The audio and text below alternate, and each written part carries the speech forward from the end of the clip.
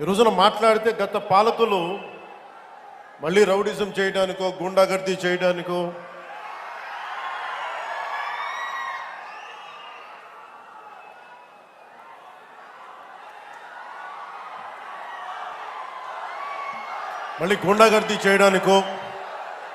Rowdyism చేయడానికో అలాంటి భావన మళ్ళీ ఉంది.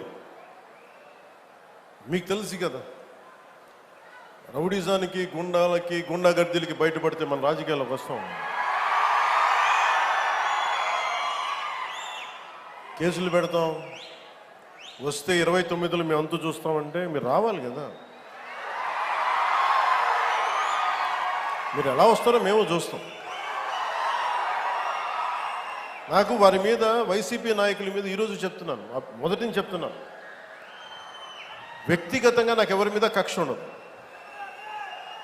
మనస్ఫూర్తిగా నా గుండెల మీద ఆత్మసాక్షిగా చెప్తా, నాకు ఎవరి మీద కోపం ఉండదు.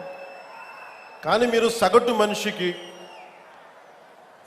మనిషిలో, ఈ దేశంలో ఉన్న సగటు మనిషికి, సగటు మధ్యతరగతి మనిషికి, సగటు రైతుకి, సగటు యువకుడికి, సగటు యువతకి మీరు కనుక భయభ్రాంతుల్ని క్రియేట్ చేస్తే దాన్ని ఎదుర్కొనే కదా ఇక్కడ దాకా వచ్చాం. మీకు 151 సీట్లు వచ్చినప్పుడు కదా, నేను 2 చోట్ల ఓడిపోయినప్పుడు కదా మేము ఎదుర్కొని బలంగా నిలబడింది. అంటే గుండెల్లో ఎంత దమ్ము ఉండాలి, రక్తంలో ఎంత వేడి ఉండాలి మీలాంటి వాళ్ళు తట్టుకోవాలంటే.